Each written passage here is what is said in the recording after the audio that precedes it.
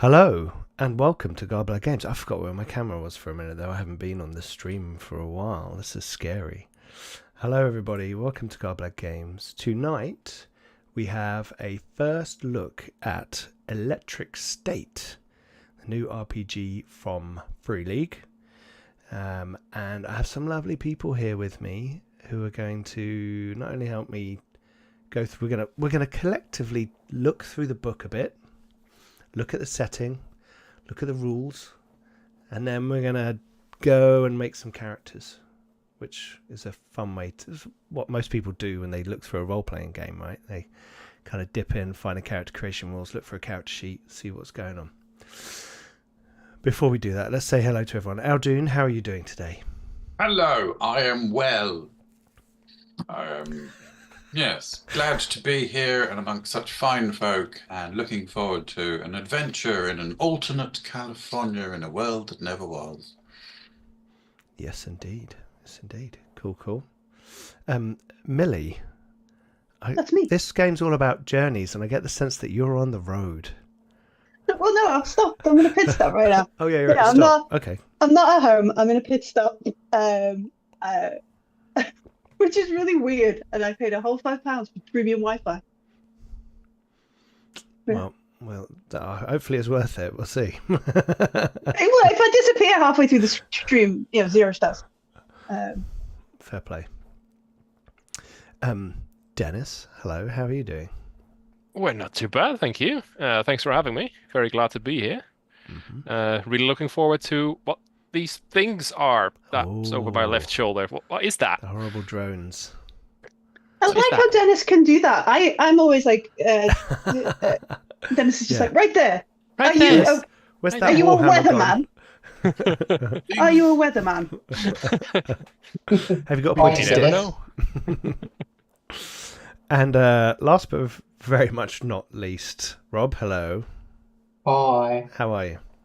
I'm good. I'm playing Hrothgar, the Half Elf Paladin. Oh no, not this. Sorry, no, not this. Wrong game. Yeah, I'm good. Apart from that, thank you. Cool. Oh, wrong game. Excellent. Excellent. Cool. Okay, so recently this book arrived at my house. I was very pleased to see it. Thank you very much, Free League, for sending it to me to have a look and play with our lovely friends here. I make no promise that we will give it glowing reports, but if it's very good, then we will. So we'll see. Very nice little book, and as with a lot of these Free League own IPs, hang on, my PDF's not set up right. Single page view, thank you very much. There we go. So our viewers can then see on the screen, we're flicking through the PDF here.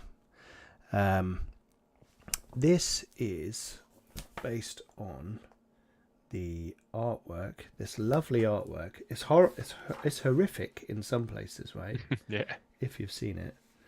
And I'm going to get this wrong. Millie, how do we pronounce the name? I'm sorry. You've played RPGs with me, and I literally cannot even pronounce the most basic name.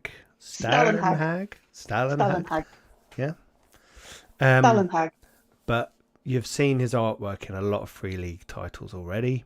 Very evocative, very cool. This kind of dystopian stuff, often with strange fields, with kids controlling robots in other games, and all the images that the guys have got there in their backdrops. And I believe also there is a film. Is it a film or a series on Netflix coming in December?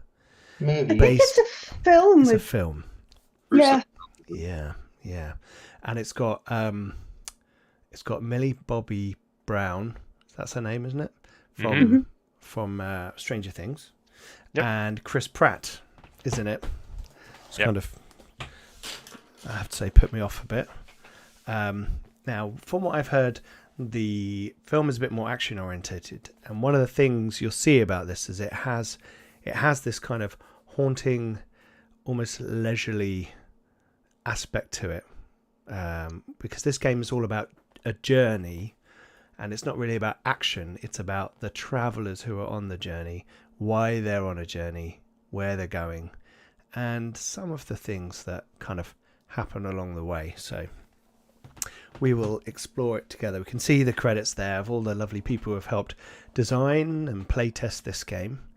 And we will roll into the contents. We've got the traditional Free League style contents, where you've got your kind of like in the Alien book and like in all the other books, you've got your chapters, and we'll go through a few of these. We're not going to go into the where are we? Into the Dust setting, that kind of campaign journey that they've got in here, or the Lone Traveller part, because that's about solo role playing, right? So you can play this on your own, which is cool.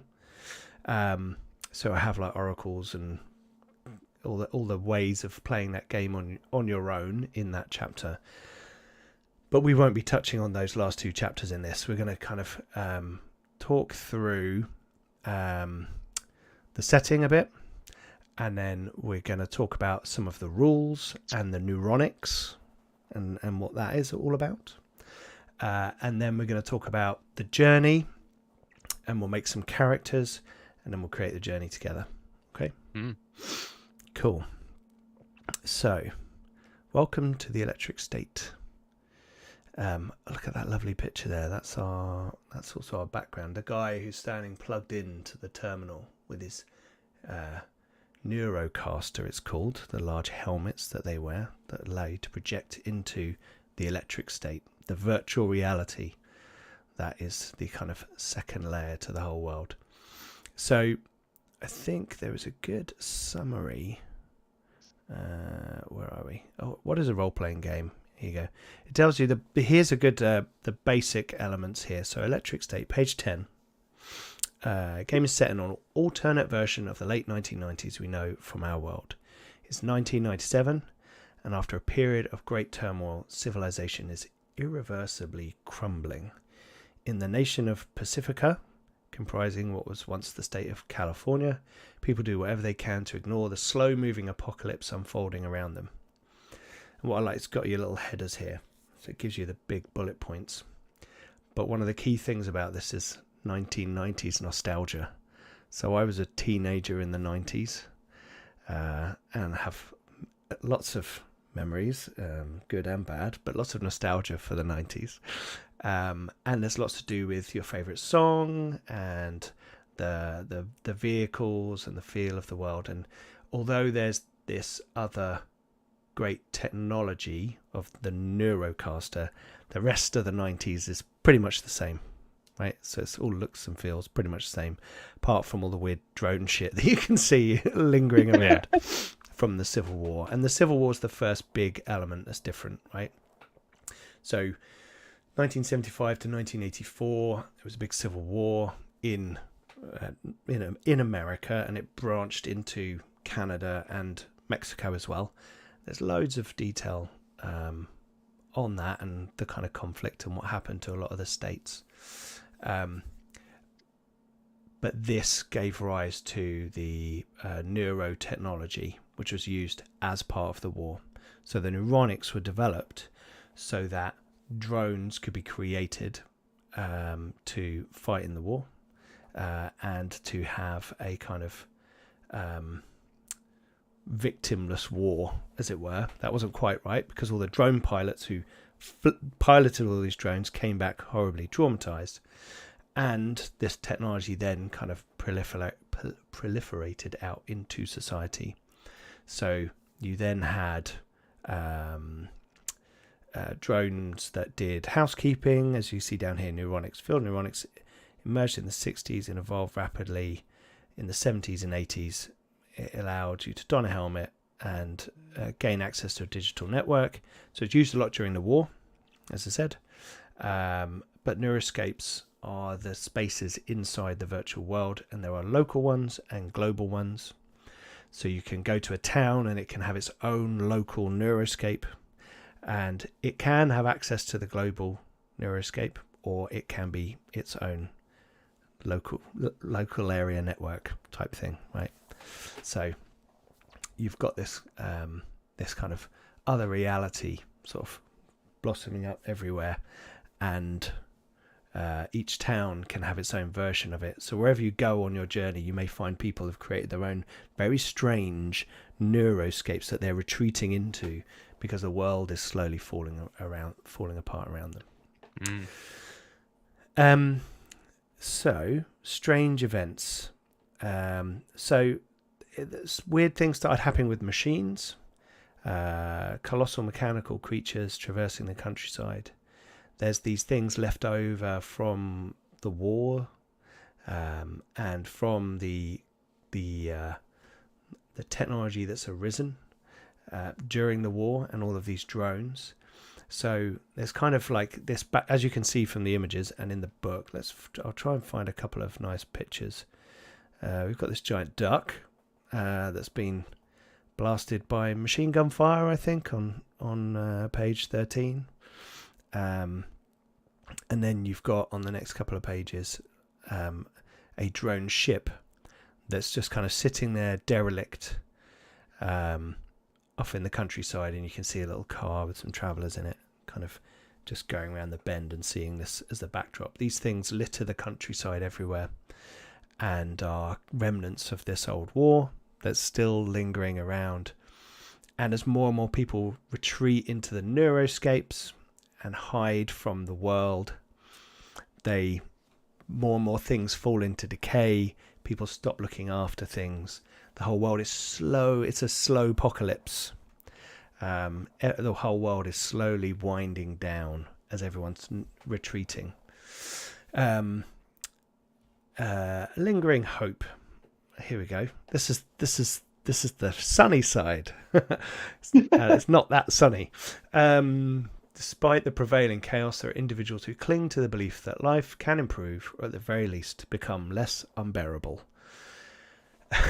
Or become bearable. And you and your fellow travellers are such people. There you go, team. Well, hey. Embarking on a journey in search of something that can infuse life with meaning.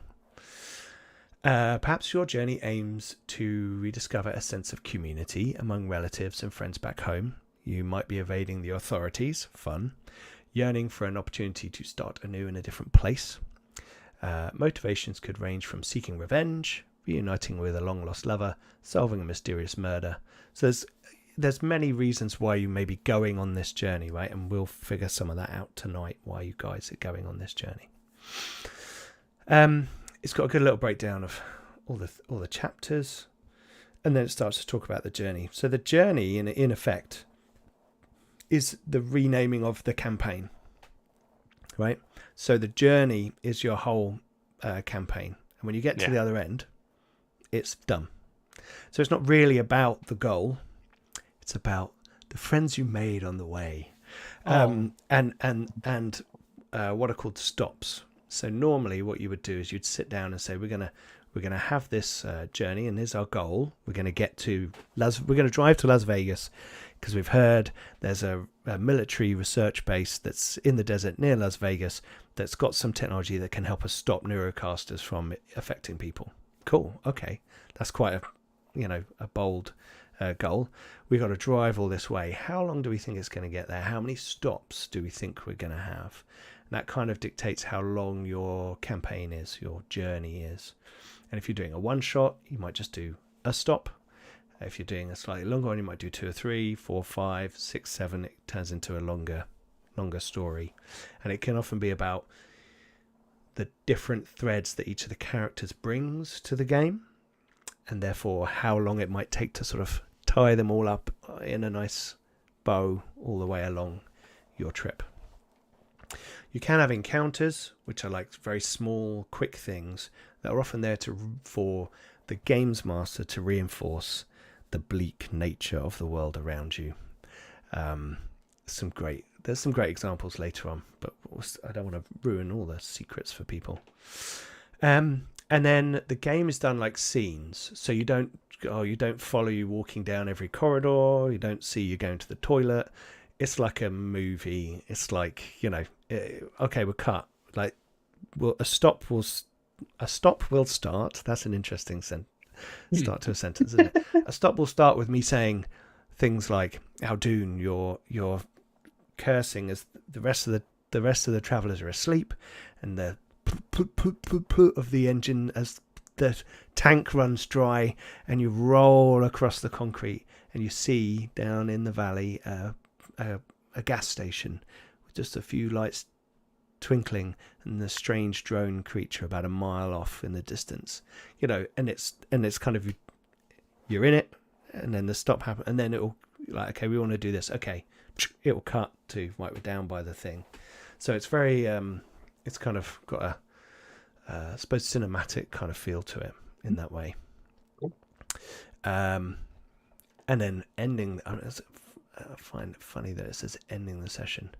You may resolve things. The entire area might be burned to the ground, or you might still be in the middle of the action. It's just talking about how to handling the end of a game session, but we've had to handle that before. So rolling dice. So this is a free league game, everybody. So we have dice pools. D6s are used, and you have and occasionally you might roll 2d6, and you might roll a d66. That good old d66. Oh yeah, Brilliant. Love it. Yeah. So it's free league. So we've got dice pools. Now you will have a stat, and you will have gear, right? And you may have a talent that adds extra dice, but it's not too complicated. It's not really about that too much, right? So the dice will be rolled. It's not like, oh, we're never going to roll the dice. They are useful, and in particular, if you go into the Neuroscape and you say you want to do a particular action, or you want to investigate a particular thing, you will need to make certain rolls, because it's a bit more mechanical, that element of the game. But yeah, it's dice pools, and you need 6s. If you roll your gear dice and you roll a 1 on them, then your gear bonus goes down by 1. If the gear bonus reduces to 0, then it's broken and you need to fix it. Simple. And we've got the round, stretch, and shift, which is like a lot of the free league games, right? Where you've got like seconds, minutes, and hours. This is quite an interesting section, actually, right? A mutant needs to die. Yes. Yeah. It's been proven. So the only way I roll a success in this system, someone has to die. Well, we'll see. That may be the case, right? Well, maybe you'll carry on the tradition. There's six key principles. Play to find out, right? So, just as the mind consists of connected neurons in the brain, your story forms by linking things together. Excuse me, I need to cough for a second.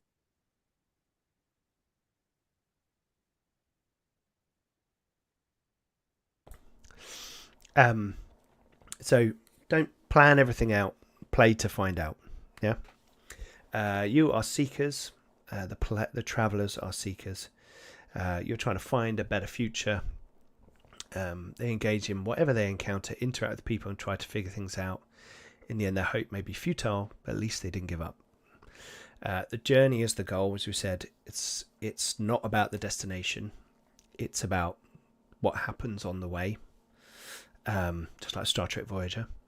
The world is falling apart, right? So there are abandoned buildings everywhere, people losing their minds and starving. You see kind of rictus corpses across the countryside of people still with their neurocasters on. So they died in the virtual world. What happened to them? Neuronics are everywhere. From the drones with those kind of, you see that one behind Dennis there where it's got like that the cords leading down to people plugged directly into them.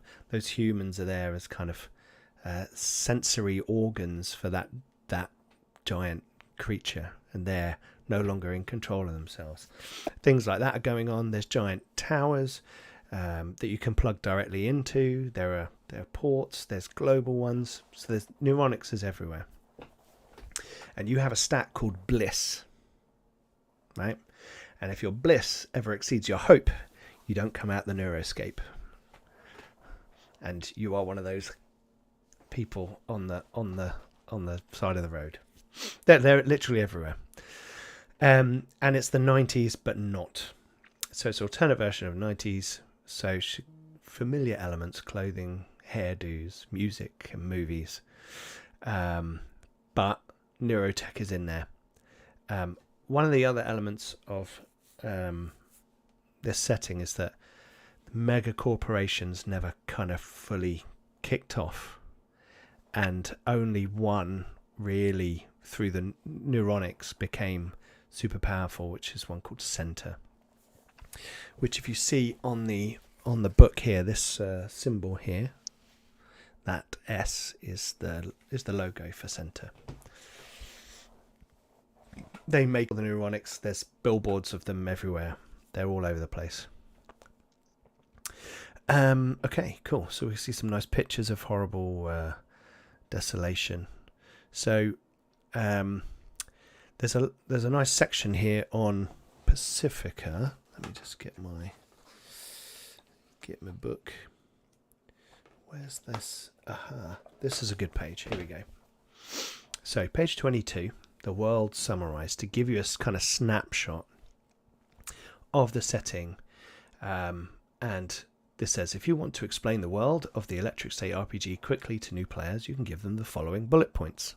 This sounds appropriate. Right. The game takes place in an alternate 1990s with the decade's most iconic cultural artifacts and styles intact. The USA was torn apart by civil war. You probably start playing in Pacifica, a nation consisting of what was once California. The Civil War was in many ways related to the scientific field of neuronics, the knowledge of how to mimic the human brain through technology. Neuronics lets people control drones by being connected to neurocasters, high-tech helmets with a plastic casing that essentially put their minds inside the drones. So you can actually play a character that is a drone, yeah, and you are somewhere else. But your drone is with the party, and you're a drone pilot, like, in a different state, right? And maybe you're like, I'm trapped under something heavy, and I need my drone to come and get me out, or otherwise I'm going to die. You could do something like that. The neurocaster can also be used to assume the identity of an avatar in a neuroscape, a realm inside the network, which is like virtual reality, but more real, hyper real, super real, so nice you don't want to leave. Sometimes you go in there, you see beautiful things and beautiful sights. I might say, you've got to make a roll, otherwise you're going to suffer. I can't remember the phrase they use. Suffer a point of bliss, and when you go out, if you spend time out of the neuroscape, your bliss goes back down, which is sad thinking about it, right? But you don't want ultimate bliss, otherwise you'll never come out. The companies who control the neuronics control the world. Most prominent is Center, who develops the neurocasters and builds neurographic towers all over Pacifica. So these huge, they're kind of big bulbous shaped tower things, a bit like the ones behind Aldoon there, with all the wires coming out of them, connecting all the world together. World is falling apart, not in the way a bomb takes down a building, but in the way decades of neglect take down an entire city. The apocalypse is real and there's no going back. You haven't given in to the easy escape yet. What do people like you do to press on? Some say there is something alive inside the neurographic network, something using human minds and bodies for some secret agenda. Horrible creatures of metal and meat roam the landscape. Some call them neuronic ghosts, phantasms, but more swear they are real. Also, human monsters are everywhere in the form of militias, cults, and bands of looters. Yay! So, it's the 90s, it's counterculture. There's got to be, some grunge looters somewhere. The coastal regions of Pacifica, where the big cities are situated, are still more or less functional. The end is coming from the east, much as the settlers did over a century ago, only this time it's the four horsemen and not a wagon of pioneers in sight. So, Pacifica is obviously the west coast, and just immediately east of it, with Nevada and Arizona, they've been blasted and they're all in ruins, right? Because there were military bases and all kinds of stuff out there, and or other things. Right. So, again, some of these beautiful pictures that show, I like this one on 23 where you see the big robots that are actually running the cables out. Yeah. You know, and they're going off to like, but I don't know if they've stopped working, right? And then neurographic towers. And there's like a wee bit of Zero Dawn, sort of like those cable runner things. Is that ahead of them? What are they doing? It looks a little bit like that, doesn't it? Like they're kind of what? all clustered together. Maybe they're just pausing for a moment when there's cars come along. Yeah. Like there's definitely like these weird vibes of what is a machine these days? Yeah. Well, I'm sure we'll brush past that concept in our story somewhere. So they've got some history stuff. I'm not going to go through all the stuff on the president and his Department of Defense and all that kind of stuff and what happened. But one of the big things is there are lots of veterans who were piloting drones during the war, and a lot of them now don't want anything to do with neuronics because of the long lingering impacts it's had on them. So there are kind of groups of people sort of dotted around who are veterans of that experience, and it's a different form of PTSD, but mirrors that kind of Vietnam kind of element in following the 70s, and it's the kind of mirror of that in this alternate world. And then the other element of that is the military are obviously still off doing stuff with it somewhere, right? And there's rumours of military bases where they're doing all kinds of weird things. But the big thing to talk about is Mode 6, right? So we've got all this stuff going on. There's the war, rebuilding Pacifica, center takeover, yada, yada, yada. But Mode 6 is the kind of turning point. So in 1996, Center launched a new upgrade to the system called Mode 6, the sixth major improvement of both software and hardware. Something changed in the system.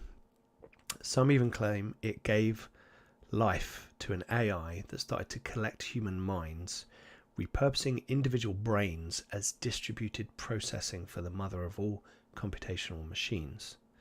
Some on the Mode 6 team believe this emergence was a Deus Ex Machina, a god within the system, or an intercerebral intelligence. Oh, cough coming on.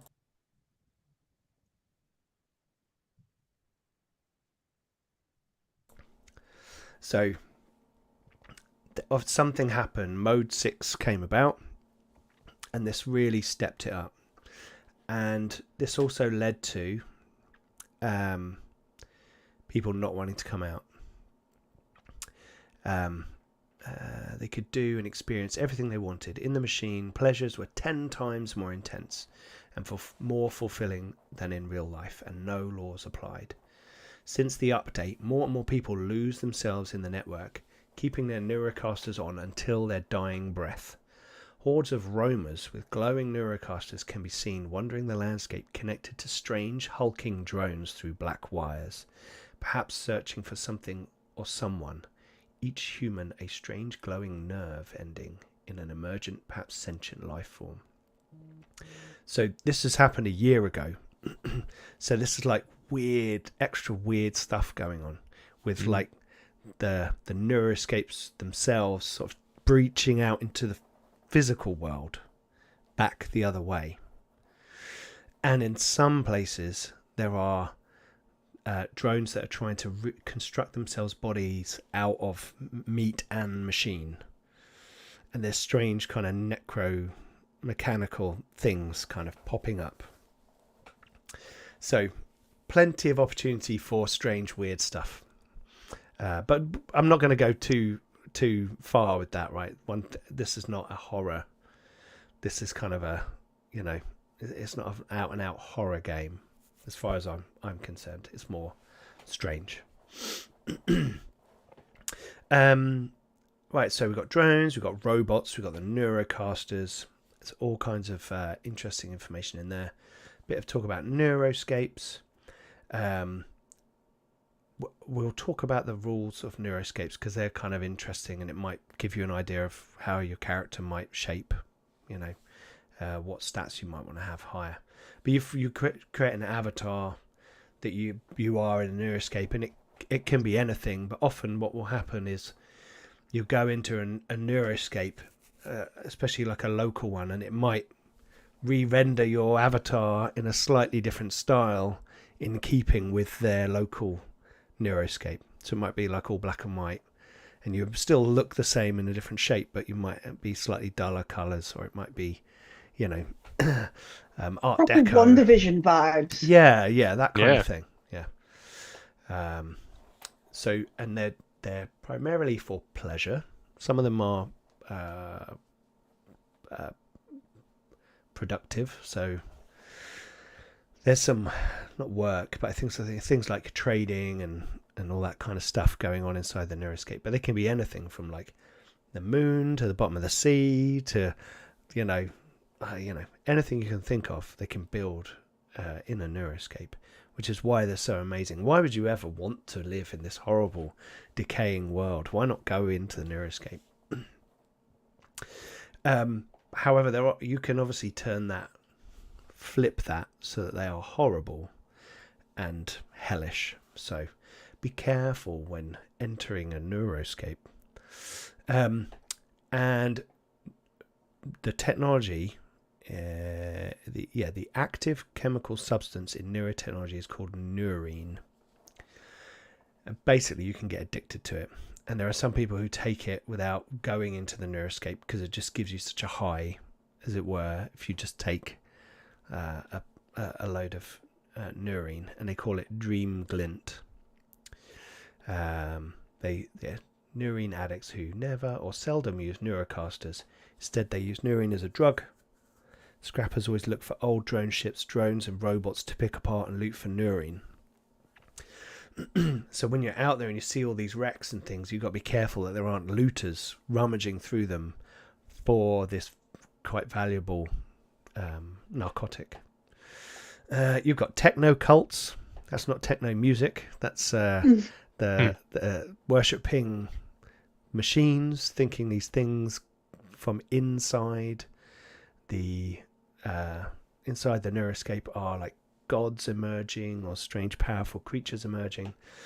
And these intercerebral intelligences, when all so many minds are connected together, this kind of gestalt entity that might arise, people are finding this terrifying and fascinating all at the same time.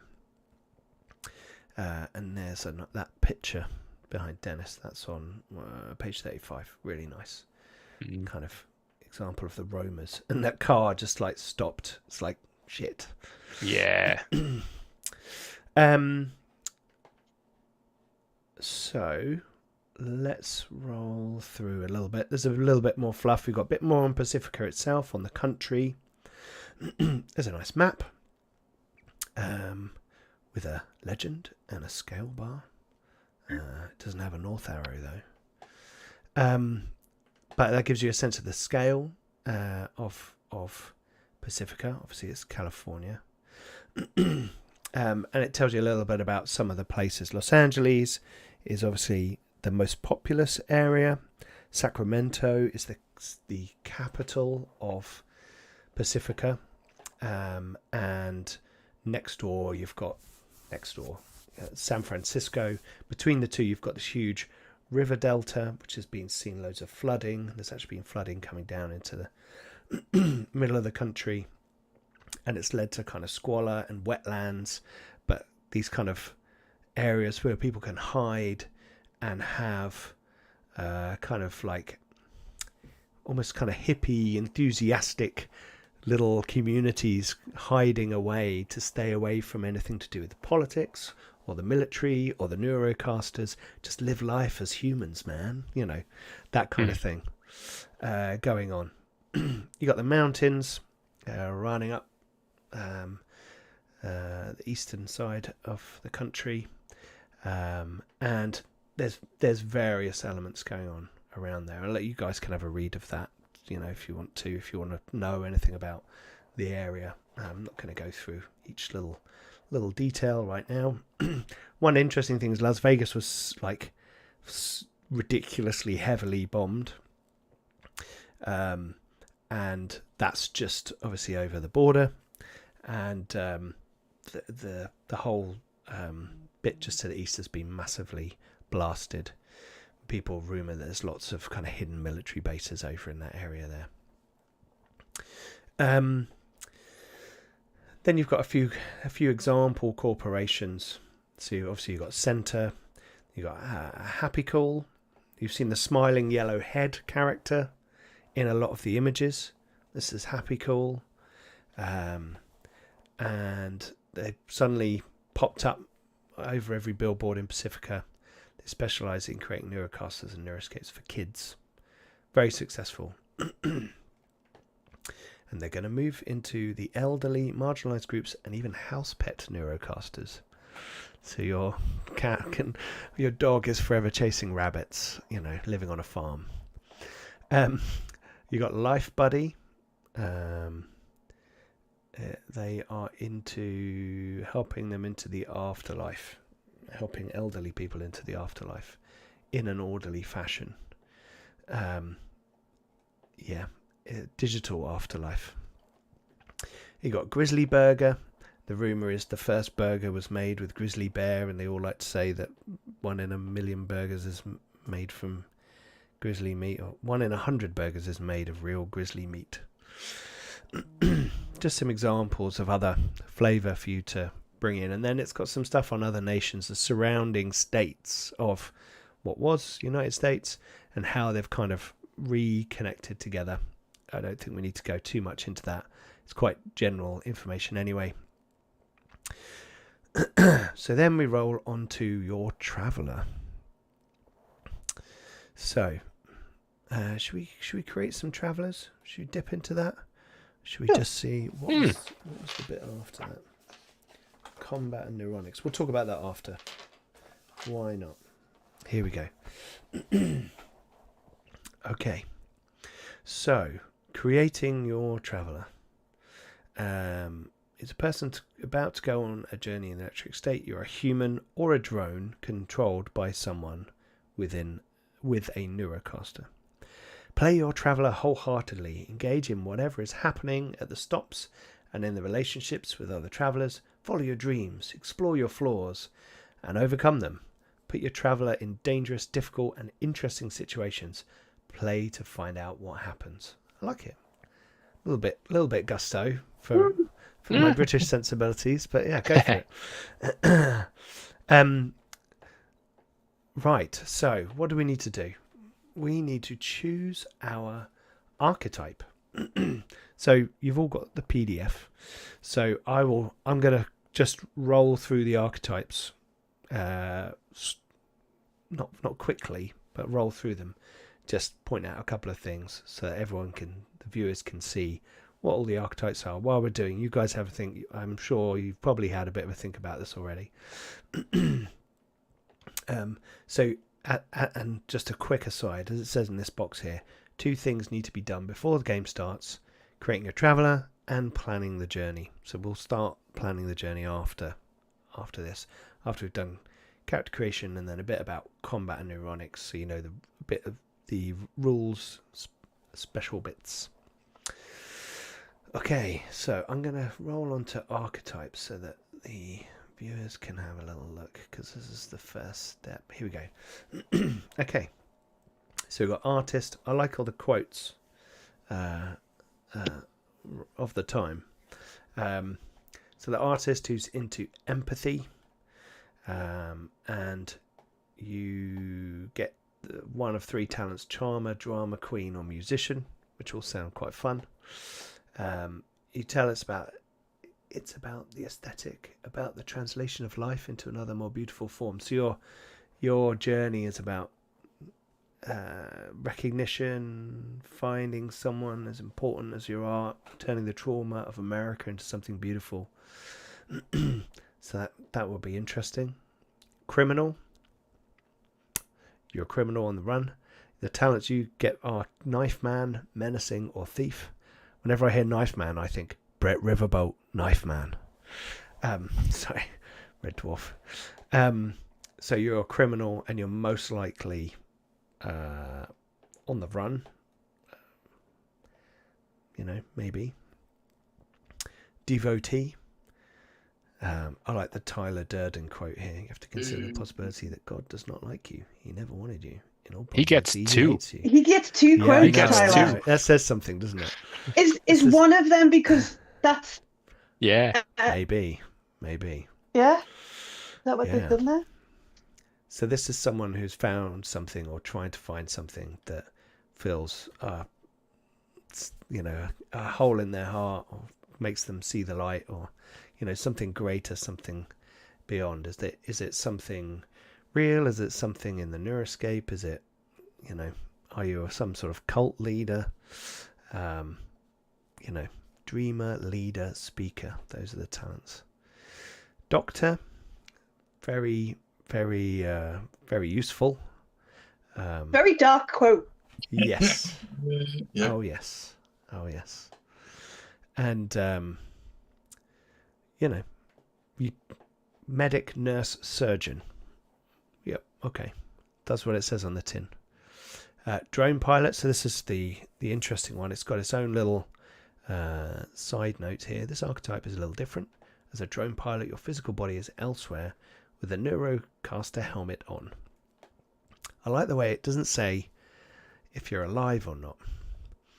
The physical traveler you play is a drone. Your game stats are created normally, but you suffer damage like a drone, not a human. You also don't have any gear. You don't need to eat, but you do need to sleep. As a drone pilot, you don't need to track bliss when neurocasting. But on the flip side, you can never enter local neuroscapes, only global ones, because you're already hooked up. So yeah. Yeah, right, man. Bishop should go. Yeah. So that's cool. So that's quite cool. I like that concept as a character and you can be any kind. Like later on in the book, there are some drones which there's a dog one, and there's like a cowboy guy. So there's like they're kind of character-y type things. I was thinking a small metal man with a bowl cut. Billy, billy, billy. What's up, Buck? So we've got investigator. So you could be someone who's an investigator in the real world or investigating in the neuroscapes. Data miner, scout, sleuth are potential talents there. It does actually sound quite useful. Yeah. Outsider. Right. I think this is fairly obvious what this might be. No Neurocaster. So someone who's not in the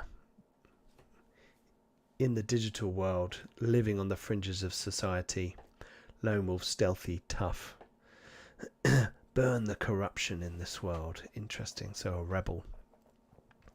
Runaway kid. We're not having kids in our game, but you can play a runaway kid. A big trope in many movies, right? I like this first talent on the list though. Dirty fighter. It's like, yeah. Dreamer, evasive. Yeah. And there you go, Tyler Durden. So that's interesting. Scientist. Back off, man. I'm a scientist. Peter Venkman. So you're trying to figure stuff out. You're maybe a mechanic, electrical engineer, scientist. You believe in facts, in science, and in humanity's ability to uncover any truth, no matter how much emotion clouds us. So it's about logic and figuring things out. And then we've got veteran. So war by drone was to be the first clean war. It wasn't for you. Drones cost money and Uncle Sam could only deploy so many. The rest of the fighters in that clean war were people like you, humping a saw through the ruins of Topeka and hoping a kid with a hunting rifle didn't zero in on your head. So you actually want maybe one of the physical fighters in the war.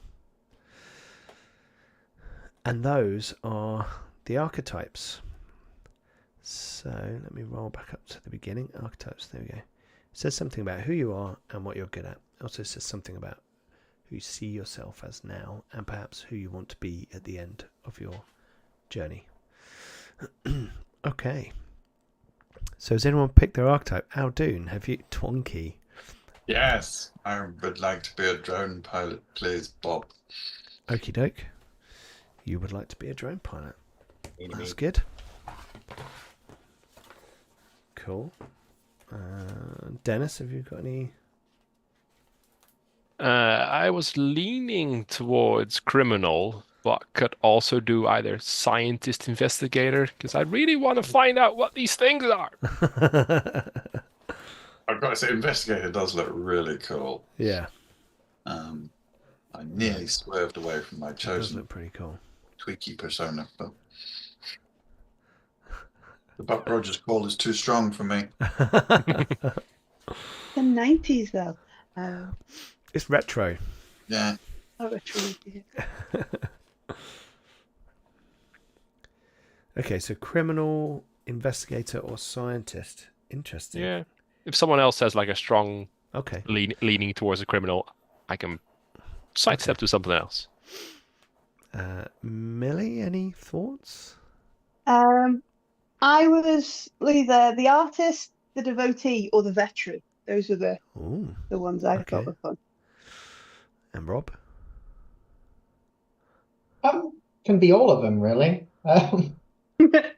Yeah. I'll take whatever's left behind. To be honest, I've got ideas for pretty much anything. Well, that's good. Look how English we're all being. They're like, I I'm won't being very- pick a thing. Yeah, I know. So Hey, Dennis, how- Dennis, is your preferred one criminal? And then Yes. Okay, so you're criminal. Yeah. What, in the game, you mean, right? Yeah, in the game. Yes. Only talking about the game. Oh dear. to be clear. Okay, so you're Um, criminal. Okay, cool. Millie? Outside, sorry, Peter. Outsider doesn't have to be an angsty teenager, right? No. No, okay, it's just the picture is an angsty teenager. Yeah, no. It doesn't have to be an Okay. angsty teenager. You could be one of those hippie people living in the marsh. You know, you could be Yeah, someone redneck. eschewing all these things. Yeah, Gonna be a red with my banjo. yeah. Against the government. Government, Yeah. government, down with government. Okay, so Millie, have you narrowed it down? Criminal and a drone pilot. This can be interesting. So if we've got a criminal, their key attribute is strength. And then we've got a We're drone getting pilot. meta now. Here we go. Well, no, but the book actually says. Yeah. Think about it. But in the character creation, the book says you should try and spread it out, and there are 4 of us. There are. So And you're all going to Double roll it. 4 dice. yeah, so doubling up on the same key attribute might steer us down a burning down every truck stop Hmm. Will be route. Which Yep. It's useful to have someone who has a strong attribute, of each kind. So the drone pilot is wits. yeah, the drone pilot is wits. Yeah. The devotee. I'd be playing a devotee. Yeah, that's what I was just looking at there. I was like, personal Criminal items strength. involve shades, books, or neurine. So, shades is your personal item. Yeah, Does the I neurine will, come with a little mirror and a razor blade? yeah, probably. I will pick devotee. Okay, devotee. Dude, So all connected. that Mhm. would mean that it would be advisable, but you don't have Yeah. to, No, I can. for an I'm all for it. agility-based character, which would be outsider, runaway kid. I'm not doing that. Hello. Hey, one of those two. because the veteran is shooty, and shootiness is agility. Mm, I would let you play a veteran with agility as the key attribute. What does it mean though? The key attribute? Do I get like an extra d6 or something when I roll it, or what?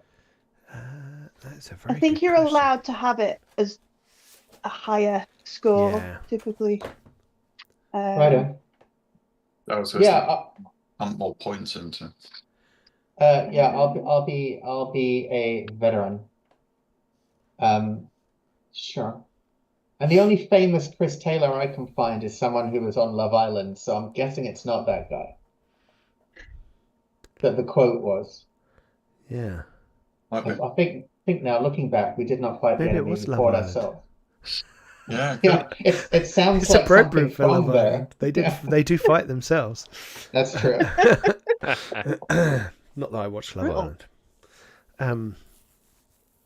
It's Okay. from Platoon. Oh, is it? Okay. Yeah. There you go. Yeah, I'll be a That's the veteran. character. Okay. That's cool. Right. So we're breaking the rules already. Look at that. Okay, Hey. cool. So now what we do is we do our attributes. Excuse me. I have to go and get a drink in a second. Determine your starting attributes. Roll 4 dice. Re-roll any ones until all dice show 2 or higher. You then assign 46. these. Yep. D6. It's all 6-siders. Okay, sorry. And I trust you all. half a D12, is there no? Well, Aldoon, I do have 12-sided D6s. What should do? Why not? Some tasty numbers. And D4s. So these will go into strength, agility, wits, and empathy. Now, we can all imagine what those do, right? That famous not on camera. Genuinely rolled some very tasty dice. Ooh. Yeah. Now, Oh, gosh, you. if your starting total is 15 or lower, you get an additional talent. I get an additional talent. Okay. I did not roll well. As do I. I don't. I just had to count on my fingers though. That's how tired I am. Okay. Okay. Okay, so Aldoon, what are these tasty dice you rolled? I've got a 6 and a 6 and a 4 and a 6. Yahtzee. Yeah, Wowzers. yeah. Wowzers. I'd I like think that's too bold to be fraudulent, so well done. Your to be- drone's pretty cool. Do we... be- Oh no, hang on. Now, didn't it say something about drone pilots with their... Probably. It's a bit different. Your game stats are created normally... Oh no, okay. Yep, that's fine. The drone itself has stats, but I don't know how it works. We'll figure it out together. Yay. Yay. Okay, cool. So, we've got our Uber drone pilot, right? How's our criminal looking? Our criminal rolled 2 5s, so that's not too Okay, bad. yeah. But also rolled 2 2s, so Oh. meh. Okay. So where are your 5s going? I think well, since it's a strength character, one of the 5s is going to the strength. The other Yeah. one, I think, is going to go into empathy Oh, for a little bit of the chit chat, and then Okay. the other ones are, of course, then agility, wits. sure. Okay. Rob. As I posted on Discord, I rolled. He says 2, 3, 3, 6. Oh, okay. He's got a 6. That's good. Which 6 in agi, 3 in strength, 3 in wits, and 2 in empathy. Oh, the warrior with the empathy dump stat. Wow. Yeah, charisma, sir. And Yeah, Millie, what did you roll? I got a 6, 2 4s, and a 5. Oh, Nice. And Yeah. how are those racked up? I feel like a devotee has probably got like low. So I put the 4 in wits and strength, and then empathy is 6 and agility is 5. Okay. Cool. Okay. Like it. Right. So our travelers are starting to take shape. So next we talk about rolling. When you roll, When to roll. Generally, this rulebook or the stop text will indicate when to roll dice. When you do, roll a number of 6-sided dice equal to your attribute score that best matches the challenge at hand. To succeed, you need to roll at least 1 6. Modifiers. The rules or the GM can modify your chances, adding or removing dice for you to roll. This is referred to as +1 die, +2 dice, etc. You can never go below 1 die. Pushing. If you fail a roll or just want more 6s, you can push the roll. Grab all the dice that don't show a 1 or a 6 and roll them again. All dice count after the reroll, including the ones not rerolled. For each 1 rolled after a push, your current hope score is reduced by 1. You don't want your hope to go down to 0. We'll talk about that in a little bit. And then gear. Weapons and other gear can give you additional dice to roll. 6s on gear dice have the same effect as other dice, but when pushing a roll, 1s on the gear dice don't reduce your hope. Instead, the bonus given by the gear is reduced by 1. The gear bonus hits 0. Piece of gear is busted and needs repairs. Okay. So some things will be +1, +2, +3. So the higher the bonus, the longer it will last, as well as the better it is. So sign of quality. Multiple successes. The more 6s you roll, the better the result. In combat, that means more damage. In other situations, it could mean any number of things. For example, you show off, you do it quickly, you do it quietly, you achieve some unexpected additional effect. The GM has final say on what you can use these for. And helping rolls. Up to 3 other travelers and NPCs can help you with a dice roll. Each person helping gives you +1 die. But they need to be in a position to actually support your action in a concrete way. The GM has final say. If you help someone in combat, it uses up your turn for the round. We've got opposed rolls. We'll worry about that a bit later. Health. Health is reduced by taking damage. When your health is reduced to 0, you're incapacitated and might die. Your starting maximum health equals your strength plus agility divided by 2.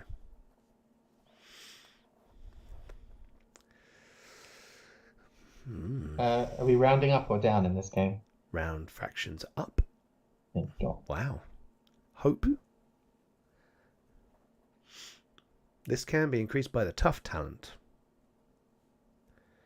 But hey, we're just writing this all down on paper at the moment, or a editable PDF.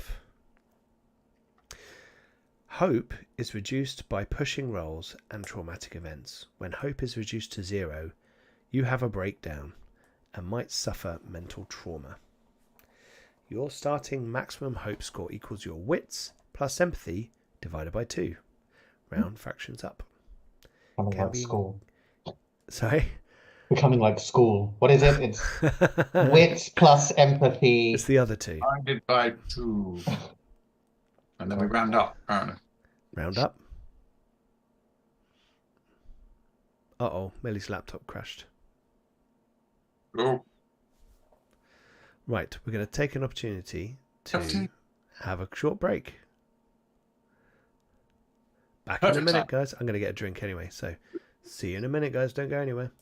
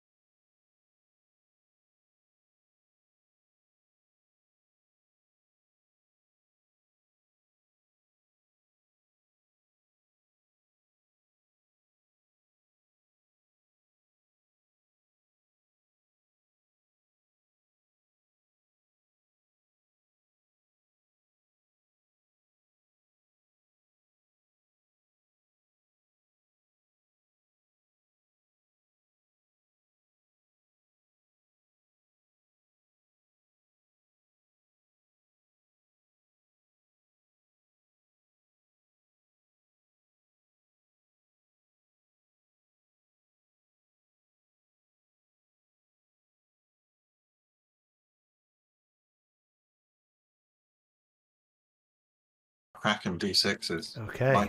Someone might not have to die. Or many. We're back. Sorry about that brief break there. Techno and Hey, refreshment break there. So that was good. Excellent. Right, so we've just done health and hope. Did you hear that bit, Melly?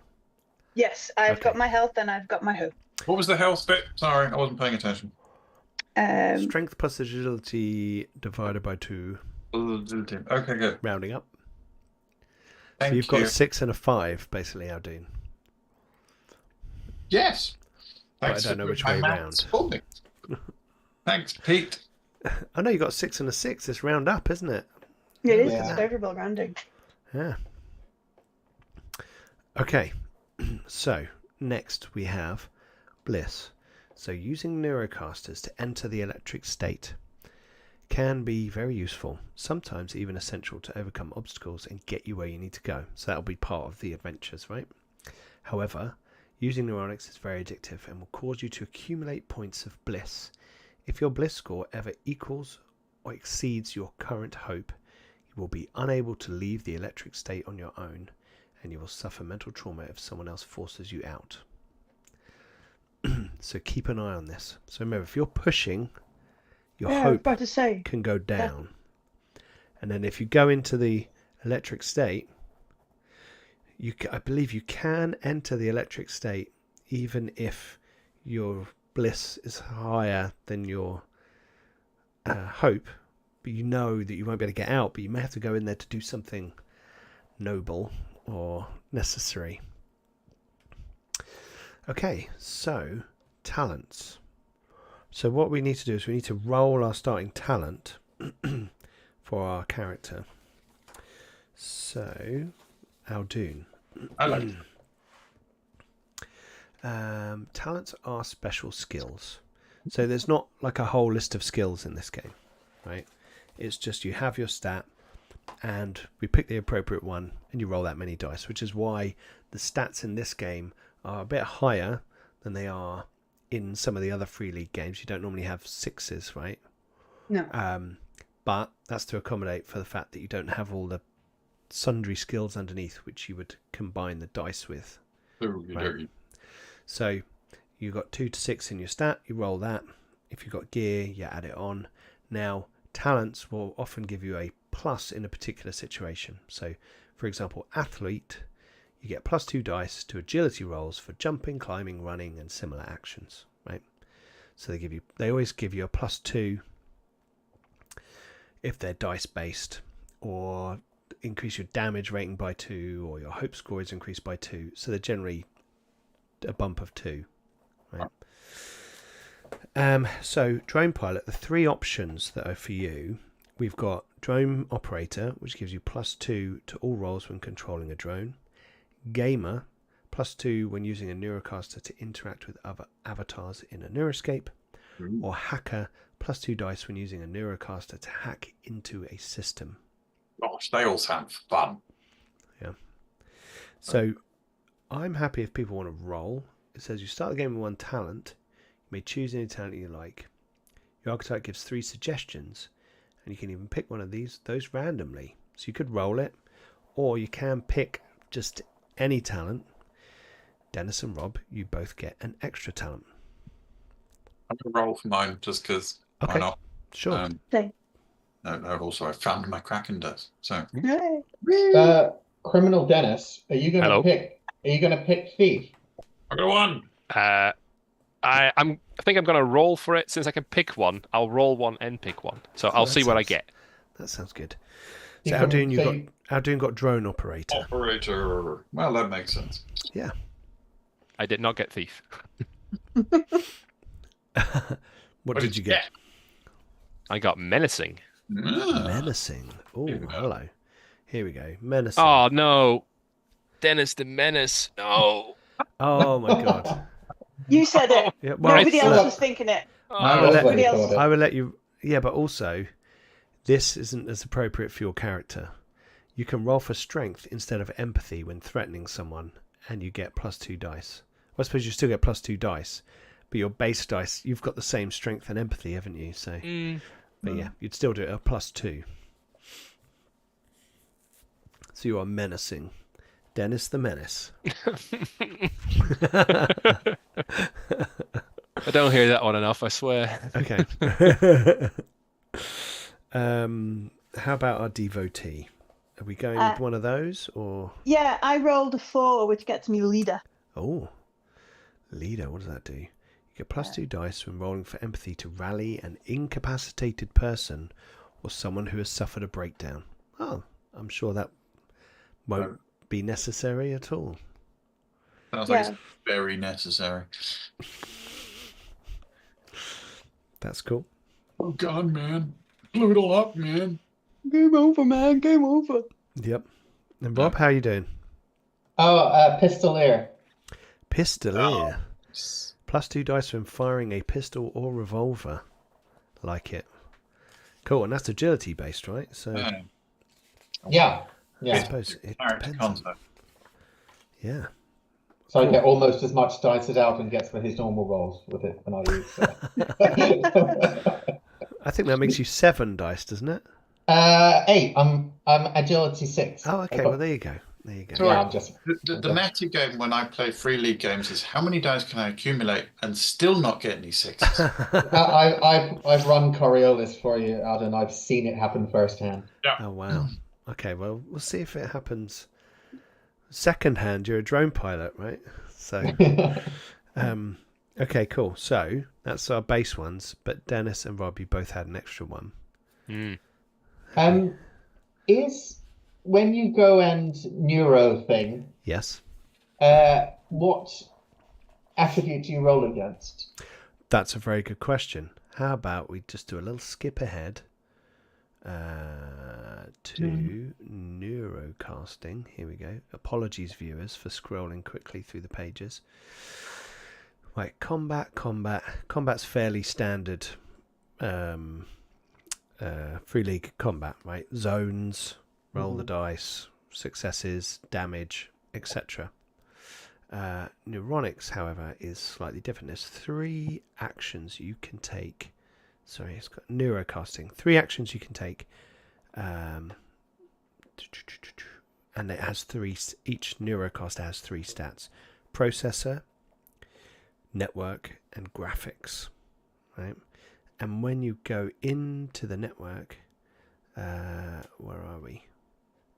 Bliss and hope, accumulating bliss, reducing bliss.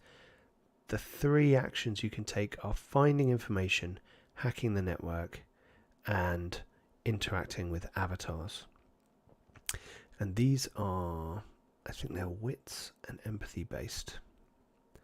So finding information, data miner times +2 dice. Nearest when you search for information using a neurocast, so the GM sets the difficulty 1 to 3, depending on how rare, specific. It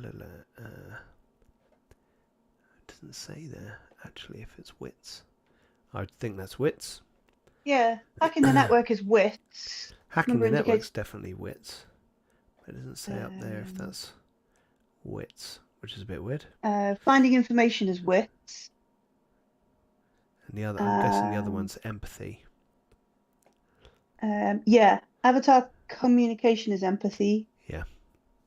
There you go. Um, Oh, there's manipulation as well, isn't it? That's empathy rolls. Avatar combat combat is is wit. wits. Yep. There you go. Okay.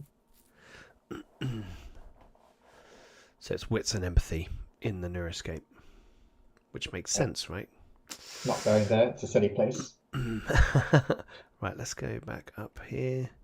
So, Dennis, pick your other talent. Reconsidering things. Oh, Because I think you're right. It doesn't make much sense for my character to be menacing when the strength and empathy is both the same stat. I'm sure. I'm happy for you to pick a replacement, or to roll 50-50 between the other 2. So 1 to 3 knife man, 4 to 6 thief. Or Or could I say that the 5 is wits instead? 5 and switch the wits and the empathy round. If you Have want to. a smart Yeah. character instead of a Sure. empathetical Sure. ones. I'm happy. Yeah. Cool. Thank you. Okay, so you keep menacing. So it's that still works menace. for you. Yeah. So that's actually like more of a beneficial thing. But that's only in threatening Threatening things. situations. Yep. Yeah. Cool. But then, since we don't really have a person like a medic, This is the menacing criminal. menacing is medic. also the medic. Nice. Get better! Injured. Stop bleeding! Those bits are meant to be on the inside. I thought I picked the medic talent as well. Okay, cool. That would help. Yep. So medic. Here we go. As an action, you can roll for wits to stabilize an incapacitated person. First aid kit will give you bonus dice.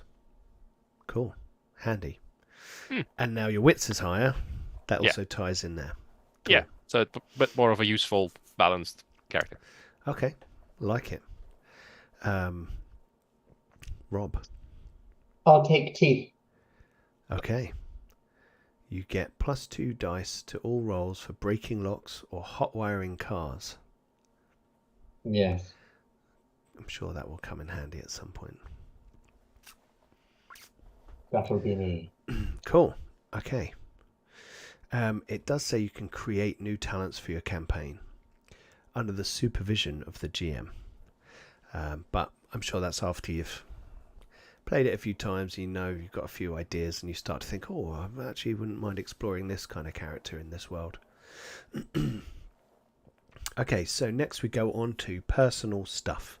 You need to give your traveller a dream, a flaw, a favourite 90s song, a description, and the most difficult part of all, a name. So, dream, we all have motives. Some are motives towards something, others are motives to avoid something. But way back when, during childhood, we had dreams. Dreams of what we wanted. So real we could see them. But you're a traveller, you have some remnant of a dream inside, and if you can kindle it, it can take you far. But the easy lure, the all too easy dream of a neurocaster takes too many. Can you resist and find that one thing, the one real thing which gives you hope? Choose a dream suggested by your archetype, roll it up randomly, or come up with one yourself. Dreams should be phrased generally and don't need to tie directly into the journey. Instead, you should let your dream guide you when role-playing your traveller during play.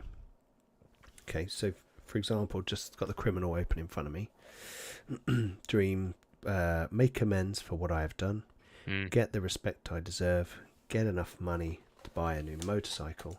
Hell yeah. Also, at the back of the book, there are some characters. And I thought there was a criminal. No. I think they've taken ones from there. But there are somewhere in here. Now, what they've got in the Into the Dust journey that they've got in the book, they've got some sample characters, and they have got goals and threats and all those kinds of things assigned to them. So there's some other examples in there. But yes, dreams. Has anyone got a dream, or do we want to give ourselves a little bit of time to think of our dream? I just rolled random on the three Okay. on the devotee. Apparently, I'm going to make them see the light. Oh, Ooh. who them are and what the light is, we'll find out. Yeah. Okay, cool. Anyone else got a dream? Wonky Sure. would like to leave his meat sack behind. Leave this meat sack behind. I rolled a 6. So let go of my Safe in your drone human body and body. never. Oh, you feel safe in your drone body and never. Oh no, sorry. but Let that's go of great. my human body. Okay. Okay, interesting. I don't know what the flaw might be. Don't value the drone body and take huge risks with it, just to kind of. Oh, that would be interesting. Though secretly, it's really the 3 to 4 one. Okay. Are you picking that already? Is that your right, Dennis? What have you gone for? My guy wants to make amends for what he's done. Okay, like it. And Rob? The turn your guilt into something positive. Okay, cool. I like Not this. sure how one goes about doing that. But, the yeah. journey won't necessarily specifically address it. No. But you as a player will be able to sort of go, oh, this is allowing me to do it, you know. Mhm. So that's cool. Okay, so as a yin to the yang of your dream, you also have a flaw, a core character trait that stands in your way and may lead to your downfall if you don't overcome it. Choose a flaw that's suggested, roll it up randomly, or come up with one yourself. So, Aldoon has already decided. The flaw is you think you're better than flesh people. You just want that one because it's got flesh in it. True. That's cool. I rolled again and got I care for nothing on this plane of existence. Interesting. So I think John- all characters are just going to disappear into the neuroscape, right? Yeah. No, don't have to. Like this exists. That's the wrong plane of existence. There's a Yeah, third one. That's a fake plane of existence. what? Love it. Meanie Dennis, how are we doing?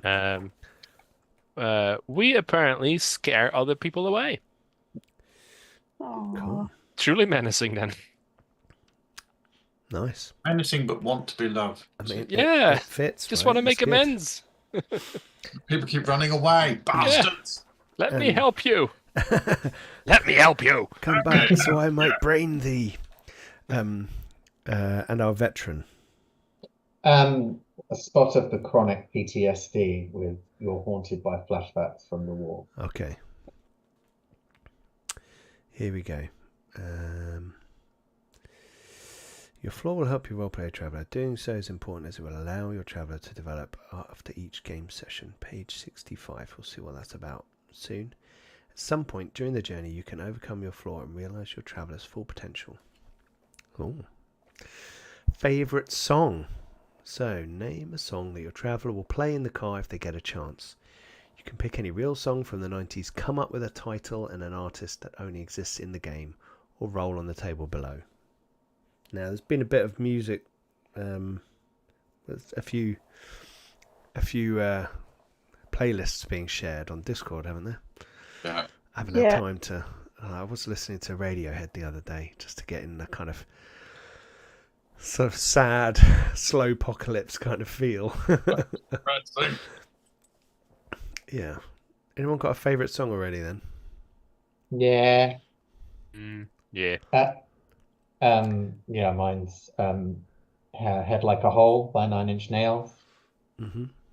Head like a hole, black as my soul, I'd rather die than give you control. I think that sums it up. Yep. Cheery. Very. Yeah. But That's going to be great when that one comes on. It's going to be the jazz version, though, isn't it? Okay, Like cool. the lounge version. No, I like it. The I'd lounge rather die than version. give you control, yeah. Right, Dennis, what's your song? I'm sticking with Jamiroquai. Mhm. Virtual Insanity seems to be like very on topic for this Yeah, one. Yeah. So I'm sticking with that one. Okay, that's cool. I put it in our chat, but it does seem to fit right. Hedonism, Just Because You Feel Good by Skunk Anansi. Apparently got to #1 in Iceland. No. Well done. But who doesn't, though, frankly?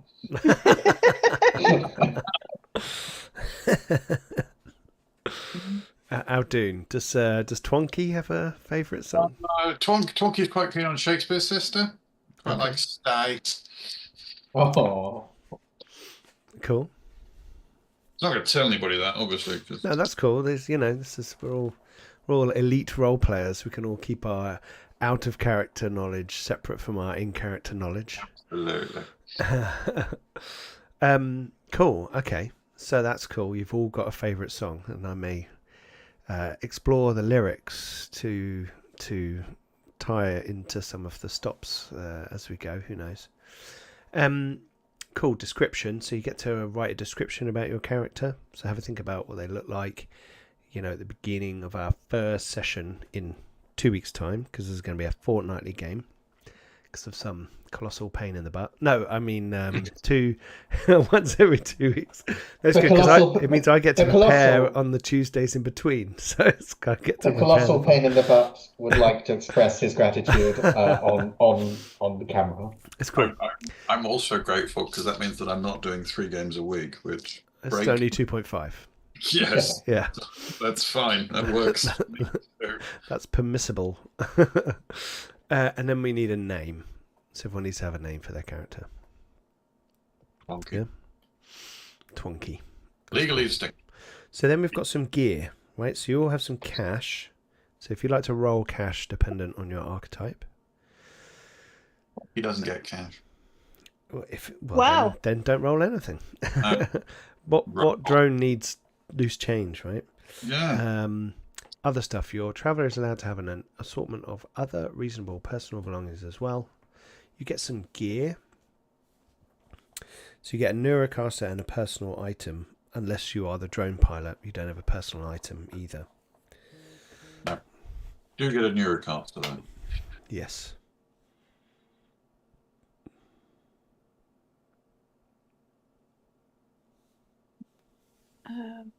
You love McCracken dice. They're nice dice. That's nice. Yeah. No, that's what it looks like when it's a 6. Looks like a little kraken. Very cool. Okay. So has everyone rolled their cash? Mm-hmm. Yeah? Yeah. And we've got... So did the veteran go for a handgun or a pack of cigarettes? I thought I'd get the sleeping bag and use it like a handgun. No, I'll take the I'll take the handgun. Okay, I'll take the cool. handgun, please, Bob. Yep. You can have a no Neurocaster. Yeah, but I'm not really sure what's the process. So when because in my head this feels a bit like decking in Shadowrun, Sure. and then the decker would wander off and everyone would sit there twiddling their thumbs for 4 hours. No, because it's a much more truncated kind of experience, so that But it's but not. does everyone go? You don't have to. No, so I'm not going to be problematic if I don't have one. No. No, okay, then I don't have one. Okay. Cool. This is not a game. Here you go. Encumbrance. The Electric State RPG is not a game about collecting loot, and thus you don't need to keep track of exactly how much you can carry. GM feels you're carrying a lot. They can require a strength roll, or simply tell you it's too heavy. Okay. So what's our devotee got? I love what's on their list. Oh, hello. I've got $500. Oh, not Wow. bad. Feels quite good. Yep. A Stimulus TLE standard Neurocaster, and a religious book. A religious book. Is it one you've written yourself? Probably. Rotate yourself. Wasn't originally religious, Sure. but no one's around to prove it otherwise now. Okay. Fair enough. Checks out. Cool. And Aldoon, did you go for what Neurocaster did you go for? I got the Stylus TLE Pro. Oh, Pro. Okay, cool. And then Can't our see criminal. wherever the meat sack is. Yes. Criminal rolled for his stuff. Okay. Got $100 Renos. Didn't get a Neurocaster. Rolled for Okay. no Neurocaster. Yep. And a pistol. Oh, I was hoping you got a dog. Guard dog. With a heart of gold. Cool. Okay, so we've got some stuff. We've got some things. We've got some money. We've got some dreams. We've got some flaws. We're pretty much there, right? I'll let you guys come up with your descriptions. And Isn't there a shared gear or something? Oh, there is. There was a. there is. Yeah, sorry, I forgot about that. Also, the vehicle. I haven't talked about the vehicle. Well, we'll talk about the vehicle in a minute. Don't worry. And there's shared items I'm are getting in the excited. vehicle. Exciting. Yep. So we will get to that. Don't worry. Don't worry. I have a character question, please, Pete. I'm not trying to jump ahead or anything. He is. No, I'm kind of curious about the drone itself. How does that? Because there are different stats for different drones. So how did that get chosen? So this is a very good question, Page 98. and we shall address this now. Here we go. I realize I've done that newbie thing where I've seen something really cool that then turns out to be much more complicated than just being a normal character. That's okay. That's okay. So you will have. Let's have a look. So there's various drones here, and just wondering if it has a section in here about. Well, you can't have you're not going to have a military drone, right? No, that seems a bit excessive. Yeah. I've got Hammerstein in my head now. It's all maybe some warriors.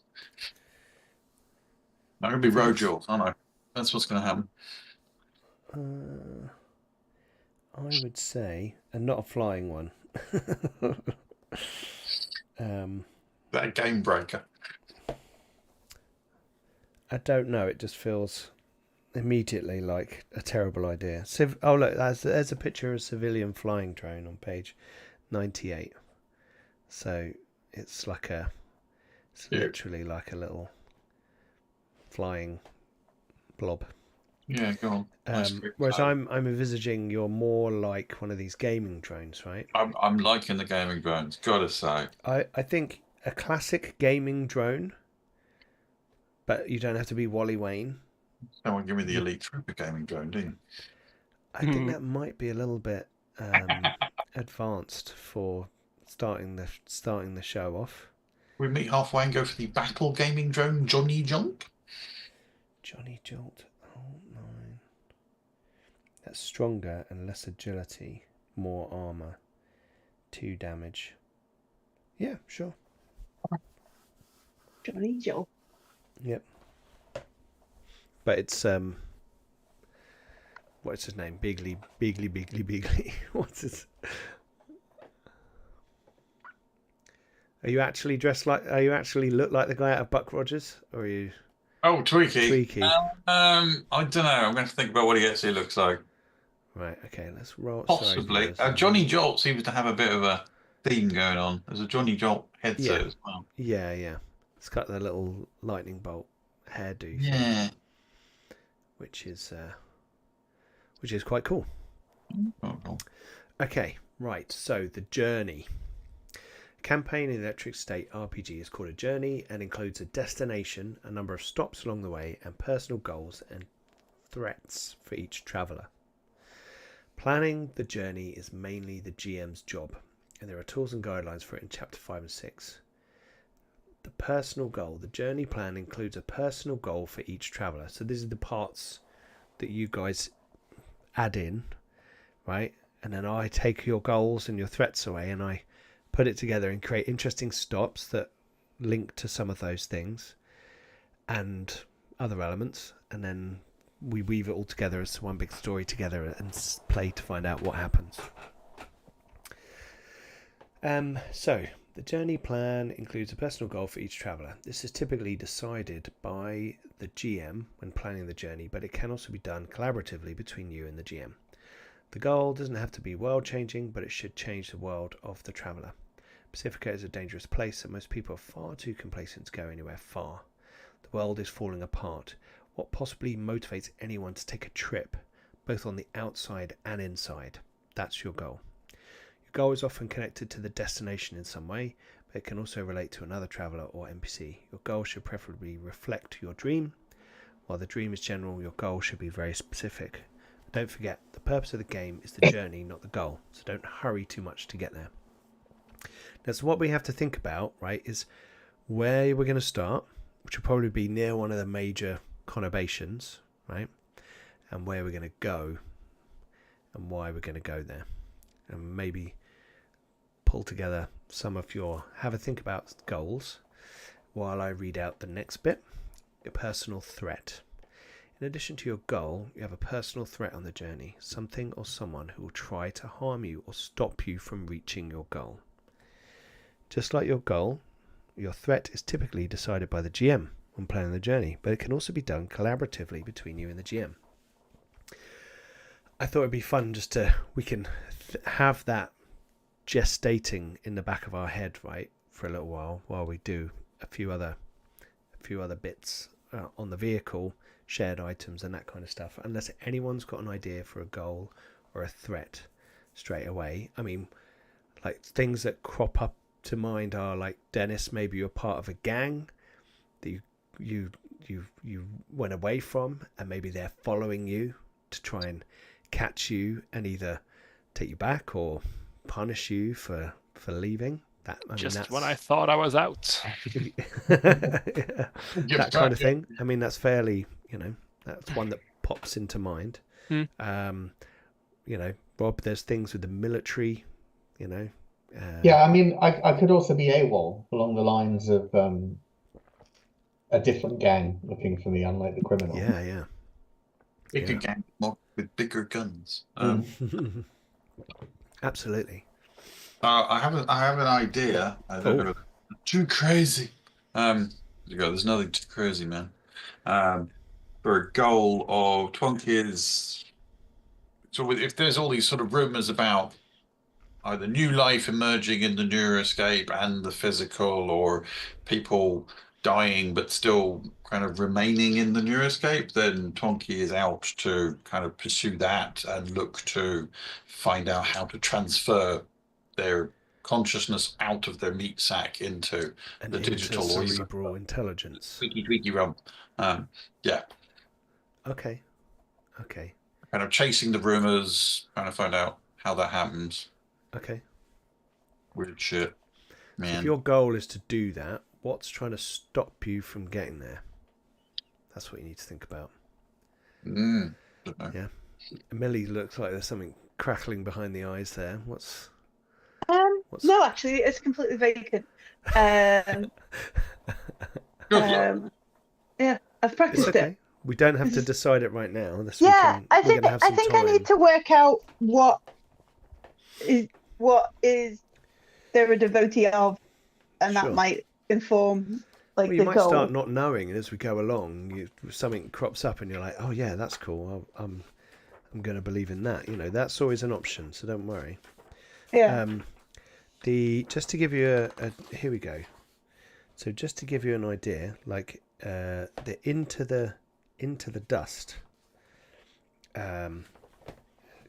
journey, right? I'll hold this up because you probably can't see it very well, but there is a route going along the map, right, where they're traveling.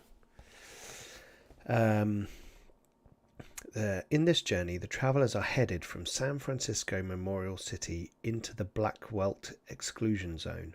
All border crossings are closed except the Prim border crossing in the south. This is the destination.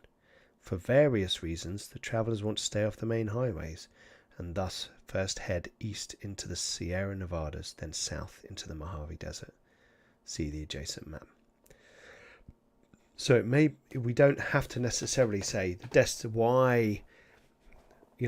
destination. You'll all have your own reason for going there, yeah. But are we doing a similarly long journey? Are we trying to cross the border to Las Vegas for some reason, right? And therefore, do we start far away from that so we have a journey, and then we can all figure out why our character would be doing that journey. Yeah. Anyway, let's if anyone gets their goal, thinks of a goal or thinks of a threat, shout. That's good. But we will go on to the vehicle, right? The travellers have a vehicle, most likely a car of some sort, when their journey starts. It needs to be a ground vehicle, unless the planned journey specifically allows for other types of transportation. We're just going to do road, right? When the journey starts, you have half a tank of fuel, unless the GM says otherwise. Unless the GM's journey plan determines what vehicle it is, the players should collaborate to describe it. GM helps you by asking questions. On page 101 in chapter 4, you'll find a list of common vehicles to choose from. You should also roll up 1 or 2 traits for the vehicle. Page 102. So we'll do that, right? We'll do that now. But the kind of questions are: what type of vehicle is it? What's the brand and model? What traits does it have? What does it look like? How does it smell inside? Who drives? And then we have shared items. So the travellers each start the game with a Neurocaster and 1 personal item. In addition to these, the group has 3 items stored in the vehicle to be shared by all. In the story, they could be owned by one of the travellers, but they are meant to be used by everyone in the game. So you can't say, no, that's my thing. Everyone's allowed to use it. The players can jointly choose 3 items or roll 3 items on the adjacent table. Adjacent table. It's a D66 table, everybody. Yay. Huzzah. It's on page 623 for you guys. Now, I think we should roll it. there's some useful stuff, but it would be quite cool to roll. Roll it. Mm-hmm. Roll it. Roll it. So I think that the physically present members of the travelling party should roll this. We've got 3. Also, like Aldoon would just roll something really useful, like hunting rifle, or I want the Big fun. Go for it. no, there's loads. Actually, it's all to be honest, it's actually all pretty useful. There's no duff rolls on this. So whoever I wants to rolled a roll 2t2. 2t2 binoculars. Yeah. Very handy. Used for wits rolls to spot something at a distance. I got a 36, which is a newspaper. Yeah. Give bonus to 1 wits roll for anything related to current events. I got a 41 for Walkman. Once per day, you can spend a stretch listening to recover 1 hope. Oh. Banging beats. Do we need to explain what a Walkman is? So, yeah. Go for it. This ancient artifact. Yeah. It's have they got the CD Walkmans by then? The CD. Have they got those by The then? book says there's both cassette tapes Okay. and There you go. CDs. Is it cassettes or CDs? It's cassettes. I'm not Oh. walking around like I'm carrying something and I can't move like this because it might skip. Yeah. Jog you every now and again. Perfect. Oh. Perfect. Cool. Okay. So shall I skip us down to the car section? We can figure out your vehicle and some traits. Here we go. Has someone made a note of like the communal stuff? Yes, I've made a note of the communal stuff. Thank you. Okay. We're also recording this, so we can play it back later. Oh, right, yeah, I suppose, yeah. like anyone does that. Okay, so vehicle. Your vehicle is mainly a means of transportation between stops, a potential safe place while staying there, but situations may arise where you end up in a chase or use your car in combat. Ooh. Okay, so you can have horse, wagon, bicycle, motorcycle, dirt bike, 2-wheel drive car, 4-wheel drive car, pickup truck, van, light truck, heavy truck, bus, rowboat, small sailing boat, small motorboat. We're doing road travel. And you can't have a helicopter, light airplane, small commercial drone ship, or military drone ship. No. Boo. Unfortunately not. So I want a bus. I mean, a weird cult leader with a bus. Yeah, there's no ice cream truck on that list, though. I'm very disappointed. Well, you don't get many passengers in an ice cream van, do you? Depends how finely you mince them. Oh right, you're that kind of drone, are we now? Mr. Drippy. Oh yeah. So what do we want to have? Do we want to have like a big Buick or some kind of RV, or do we want a school bus that's been decorated by some cultists who strangely aren't around anymore, and only their leader has picked up a few other wastrels along the way? Where's our choice of buses? A choice of vehicles? What page? It's Page 101. 101. That's far. Okay. I think that horse is an option. Like, we could just be on The horses. horse. Yeah, just One Howdy. horse. Well, you could each have a horse if you want. Oh, it's not just one horse. I wouldn't. How would irate be would that make the Twonky? Bitty, goddamn four-legged meat puppet. But I think like a pickup. But then we could have people on the outside and on the in, Yeah. and it's not too OP because a bus can have 50 people in it, and that's just I can not blow gonna up a work. bus as easy as a pickup truck. Or, I mean, or a van, because a van is suitably culty creepy as well. Yeah. True. When they say van, do they mean like minivan? Like, because it seats 7 people. Yeah. So is that what they mean? Yeah. Like a little minivan? It's got the slider thing on the side. It's got Yeah. some Like a VW. Frazetta art sprayed on it. You know, it's got. Yeah. Do you want a van? Pickup truck. What would you like? That feels very cool. Pickup truck. Some people are sitting in the back And the flatbed. Yeah. in the flatbed. I mean, it's quite cool, but it's not very. You're a bit exposed, aren't you? All right, let's get a van.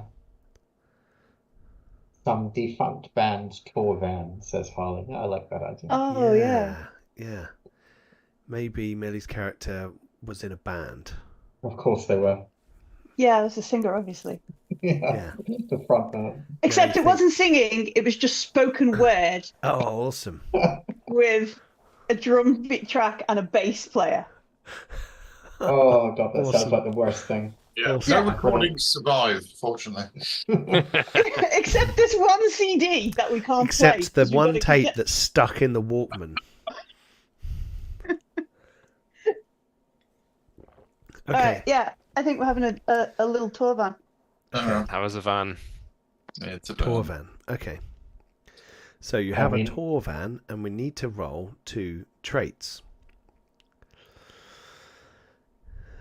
Here we go. That sells the 2. question, what does it smell like inside? Yeah.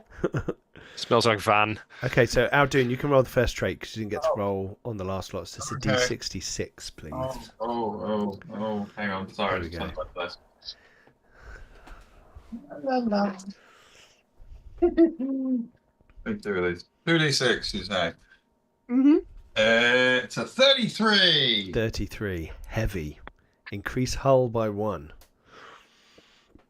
It's Heavy, man. reinforced. Heavy. Heavy, man. Those groupies trying to get in. Or out. And Yeah, out, yeah. Millie, it's your old band's van, right? So you get to roll the other trait. All right. What is that? That's the sad face is a 1, isn't it? 14. Roomy. Oh. Increase passengers by 2. So you can now have 9 passengers. Nice. Yeah, now we're not bringing a drum kit with us. There's plenty of room in the back. Hmm. Okay. Okay. So a gas tank of a typical car holds 20 gallons of gas and will allow it to run about 400 miles. There you go. So you've got about 200 miles because you get half a tank of gas. Yeah? Yep. Cool. Right, I'm going to whiz this back. Sorry, viewers. Up to the... Here we go. Your vehicle. Right, cool. Now the fun bit. Tension. No. Tension lies at the heart of any narrative. Think of any book or film or TV show you like and you'll realise what moves the narrative is tension. The travellers have relationships to each other, whether they just met or know each other well. These relationships will change due to what happens along the way, what you learn about each other and your flaws. To each of the other travellers, you have a tension score ranging from 0 to 2. 0, no tension. No question marks or unspoken thoughts or feelings. 1, suppressed, contained irritation, love, interest or other feelings. 2, uncontained strong emotions such as rage, love or even fear. Tension ratings are asymmetrical. Your relationship with another traveller could be tense for you, but not for the other traveller. If you, for example, have tension 1 toward another traveller and they have tension 0 towards you, it could mean that you secretly admire or hate them, but they don't know it. Starting tension. At the start of the game, you have tension 1 towards 1 or 2 other travellers and 0 toward the rest. Before you start playing, the whole group should discuss the tensions among the travellers. What do the numbers represent? See the sidebar below for examples. We're on page 64. Examples of tension. Child-parent relationship where one is jealous of the other. A dispute about hierarchy. Hidden contempt pent up for ages. Pride that makes one traveller shine while the others feel left in their shadow.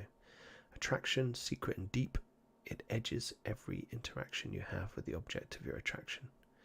Distrust, economic differences, a shared and unresolved traumatic experience, religious or political differences. Curiosity, it killed more than the cat. A secret, something you can't let anyone know. Guilt, fear. So, each of you should note down, because there's a tension section on your sheet, the tension sheet, back to Red Dwarf. So you write down the other traveller, their name, and then you put in the tension. Effect of tension. Tension makes you try harder when you're in conflict with the other traveller. In any opposed role against another traveller, no matter what the role is for, you get a number of bonus dice to roll equal to your tension rating. You can also regain lost hope by reducing tension, which we'll talk about in a minute. So, sorry, Pete. Did you just say we have 0 with 1 and 1 with 2, or sure, you can have one tension with up to 2 travellers. up to 2? Yeah. It's up to you. So, is there a traveller that you'd think you would have tension with? Anyone got someone they want to have a? Millie, Yeah. go on, Millie. Because my devotee cares nothing for on this plane of existence, but is then also going to have tension with the drone, with Twonky, because Twonky's not on this plane of existence, but he's on the wrong plane of existence. Okay, yep. He won't admit it. Yep. Like, Love it. right idea, wrong execution. Like, can you just understand? Like, you're going the wrong way. Well, you're doing the right thing, but the wrong way. That sort of like. Yeah. Can you just read this book? Yeah. Beep, But remember, tension 1 is suppressed. boop, boop. Yeah. Or contained, you know. Yeah. Pops out every now and then. Cool. The hidden contempt is too easy for Twonky, so not that one. But maybe the hiding bit is difficult. I don't know. Actually, even before Millie was saying that the devotee is trying to get the drone to see the light, I was actually thinking that Twonky would be secretly really quite interested in the teachings of the devotee, but obviously isn't going to manifest that because they're a meat sack. But they do seem to have a vision of a way to uplift. Therefore, it's worth checking out. I like it. So it's tension 1, but in a kind of, I'm really interested in what you're talking about, but I don't want to show it. Yeah. Okay, I like it. Asymmetrical. Mhm. Dennis. I think my character would have some tension towards the devotee because I think they are completely gone like the wrong way, trying to help people. It's not how you do it. Yep. Uh, so I think that creates a bit of tension, and also maybe towards the robot because it's a robot. No, it's a drone. Robots are different. That's what you say. You could just be that little brother. That would be so cool. Beep, beep, beep. Oh dear. Beep, beep. Okay, cool. That's good. I like it. Rob, any tension? Definitely tension with Millie's devotee because he's actually heard the CD. Also, my guy's left an organization and doesn't want to be involved in another organization, Okay. whether such as Millie is Millie's guy, girl, whatever, is trying to preach. And also is very fond of level 1 fond of the droid because it's not a person, and when he looks at the droid, he doesn't feel guilt. Okay, cool. Beep. And Dennis's thief is cool, but you know we're not there yet. Okay. Cool.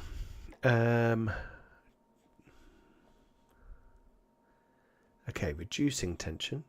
When you and another traveller talk things through or argue with each other in a situation where there is no immediate threat, you can reduce tension. Both of you decrease your tension toward the other by 1 to a minimum of 0. When you reduce tension, you also regain 1 point of hope. So we're finding these ways of recovering hope, which, as you know, as you push your rolls, you can lose by rolling 1s on your base dice. Okay, developing your traveller. After each game session, have a debriefing in the group.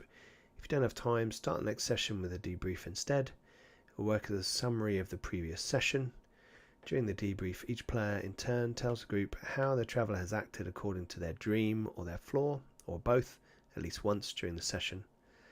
Let other players and the GM discuss and comment. If the table agrees you have followed your dream or flaw, you then choose one of the 4 attributes that best represents what you feel you have learnt during the session. Then roll 1 die. If the result is higher than your current score, the attribute is increased 1 step. The attribute increase can also increase your maximum health or hope. If it was equal to or lower than the attribute, you instead gain a new talent. You can choose any talent listed on page 56 or even create a new one. But you must justify how you have learned it, which is good. Mm-hmm. Overcoming your flaw. At some point during the journey, you may overcome your flaw, confronting it in a manner so fundamental that it changes your traveller for good. You simply state this during the debriefing after the session. If the table agrees, you may then immediately make 3 improvement rolls as per above. Your flaw is then removed. Wow, that's pretty cool, right? Mm-hmm. After you have overcome your flaw, you cannot improve your traveller further. Ooh, Oh. like it. Therefore, you should wait to overcome your flaw until quite late in the journey, but not too late, as you then won't have much use for the final improvements. You should have at least a session of play or 2 left of the journey after you overcome your flaw. Ask the GM about this if you're unsure. More journeys. Most travellers will only be played in a single journey. In the rare case that you play the same traveller in a new journey, choose a new flaw at the start of it, reflecting the person the traveller is now. Okay, Nice. cool. There we go. We've got some travellers. We've got some tension. We've got some relationships already. And we can have a think about goals and threats, dreams and flaws we've got. So that's already, if you want to change those or have a think about them and think there's anything that you might want to change, we can talk about that on the Discord between now and the next session. So that's cool. Let's have a little look So now we've got our characters. Combat and neuronics. So combat works like I think everyone's played in a Free League game, right? We're quite Free League heavy on the channel. So it's pretty standard Free League combat. In your turn, I think the one big difference is you get one move and one action or two moves. So it's not like a fast and a slow or that variant that comes in some of the versions. Yeah, no action points. Yeah, an action is anything you could reasonably do in no more than 10 seconds except moving. So there's a list of examples. Attack in close combat, make a ranged attack, reload a firearm, take cover, rally an incapacitated fighter, interact with an item, pick up an item from the ground. So basically you get to do one thing and a move or two moves. Yeah, pretty simple. The move must always come before the action. Once the action is completed, no move is possible on the same turn. Okay, they're the main things. You can react, but that foregoes you lose your turn in the next round instead. Yeah. If you've already had your turn, if not, you just don't get a turn. Yeah. Cool. That's pretty simple. Close combat and range combat. We'll worry about the details of those when we actually get into the game, but you can imagine. But what happens is when someone fights you in close combat, you have to say whether you're going to take the hit or fight back. And when someone shoots you, whether you're going to stand tall or dodge. Basically, whether you want to react to them or not. Yeah. List of weapons. I think we've got a few weapons now in the team, right? I've got a gun somewhere. I've got two pistols. Was it 2 pistols? Yeah. So no doubt they'll come in handy. Damage. When you reach 0 health, you're incapacitated. When you're incapacitated, you need to roll 4 dice on every turn. This is called a death roll. Cannot be pushed. Mark down the number of successes you roll. Once you have rolled a total of 3, you're stabilized and stop making death rolls. If you fail 3 death rolls before this happens, you're dead. Time to make a new traveler. So it's like a death save. Free League style. Instant kill. If you suffer damage equal to twice your maximum health score in a single hit, you die instantly. No death rolls, no chance of surviving, you're done for. Wow. Rallying. When you're incapacitated, someone else in the same zone could try to get you back on your feet. This requires an empathy roll by them. If succeeds, you regain a number of health points equal to the successes rolled and continue to fight. If no one else rallies you, you rally on your own after a stretch and recover 1 point of health. So basically you just get up after a while because you're just knocked down. Yeah. Skip past those. Body armor, serious injuries. Oh, there's another D66 roll. That's always fun.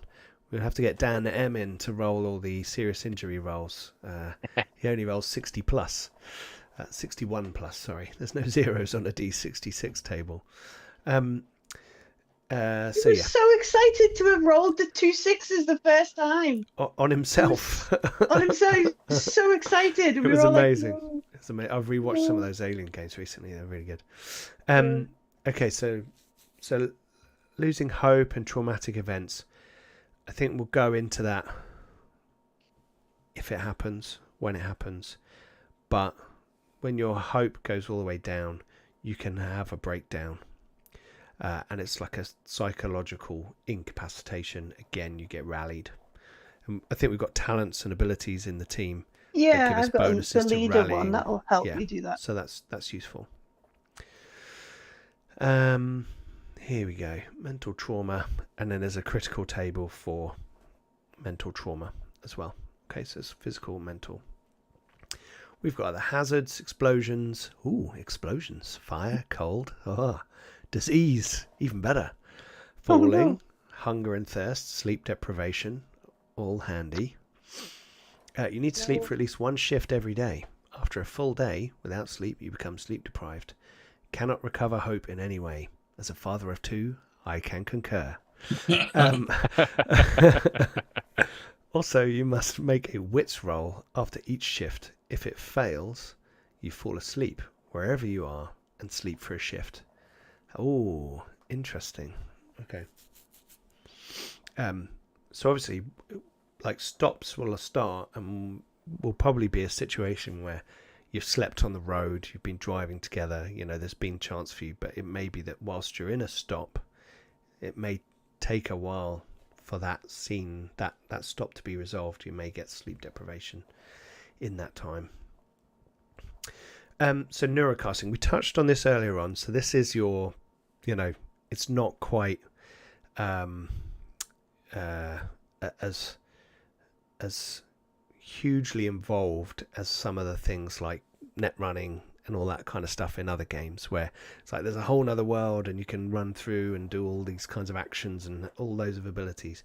There are basically 3 things that you can do, like we talked about earlier. And just to briefly touch on those, you've got finding information, hacking the network, and interacting with avatars. So finding information is literally going in and like the internet library of information, right? You can go in, find recordings, books, transcripts, floor plans, media. As long as you're in the right place for something or have access to the right place for something, you can try and find that information, right? Hacking the network is often for things like breaking the rules of a neuroscape, accessing drones, and all that kind of stuff, right? So making your way around difficult situations in the neuroscape. Hacking systems, security systems, police drones. So if you're in, like, there's a military complex and it's got like automated defense systems, you might have to plug into the local neuroscape so you can go in and hack the system, right? And then all those things might turn off, and then the rest of you can kind of break in to the place, right? But the idea is that it's not supposed to take, there's a bit in there saying don't spend too long, and don't, you know, make it so that suddenly you're doing 4 hours of role playing with someone inside a neuroscape and everyone else is standing there twiddling their thumbs. And then obviously you've got interacting with avatars. Yeah, so there's communication, manipulation, and combat. Yeah, which we will worry about that another time. I think it's getting a little bit late here, so we're going to start to wind up the session. But an interesting bit here is the intercerebral intelligences, right? Most avatars you encounter in the neuroscape are controlled by other people, also connected to neurocasters, but there are rumours of strange sentient entities created or spontaneously grown inside the neuroscapes themselves, called intercerebral intelligences. There are even claims that such entities can affect neurocasting humans on a physical level, slowly changing their genome. Intercerebral intelligences have wits and empathy attributes just like humans, and sometimes higher scores than humans can reach. Intercerebral intelligences don't use and don't need neurocasters. Mm-hmm. Then we've got a bit about drones. We looked at the vehicles already. We've got a roomy, heavy van, band van. Probably got something sprayed on the side, right? Yeah. And then there's a lot about accidents, road accidents, chases. We've got chase obstacles. We've got a series of actions. It's like opposed roles, I think. And then we've got things about repairs, gear, and then we go into stuff about the journey, right? Now, the journey, I'm just going to show this checklist for the journey, because I'm going to do some of this separately, and next Tuesday, unless we're going to put something on the channel, I'm not sure if we're putting Dragonbane on it, are We we? can do some Dragonbane, or we can just release Dragonbane at another time, Okay. because it's all pre-recorded. Okay. If you I would might. like to- I was thinking of maybe streaming some journey creation on my own, and exploring some of that separately. But you, as we talked about earlier on, you pick the starting point, you select the destination, and create the route. Decide the number of stops you want to do, and that's the length of your campaign. And then once we've got the goals and the threats, right, then we can start to build that together. So I think over the next couple of weeks, we will talk on Discord about what our goals and threats are.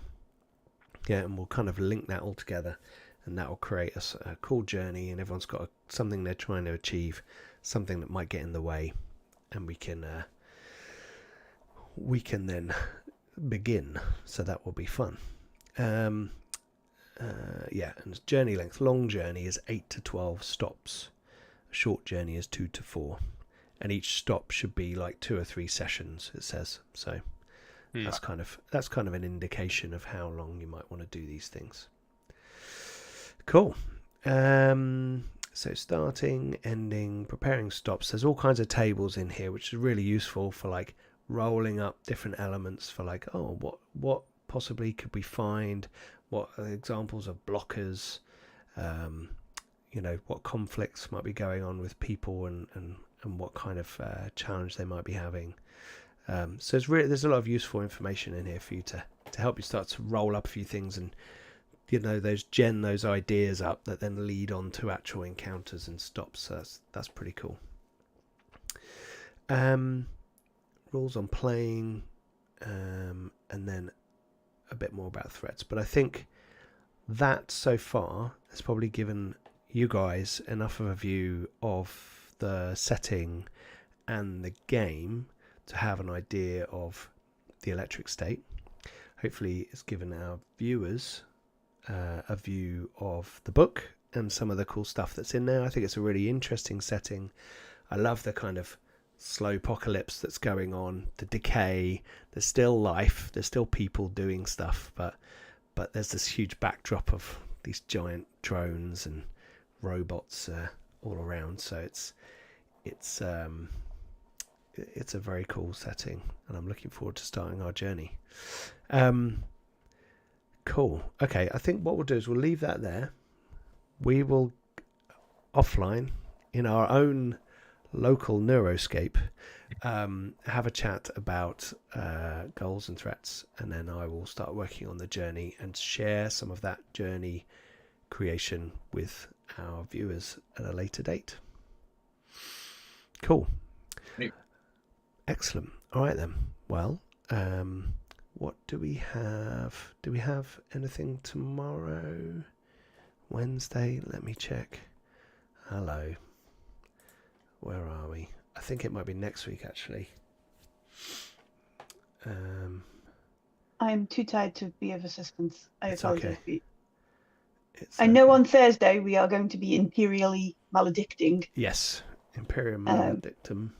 Yes. Maledictus, Maledictum. Maledictum. Yep.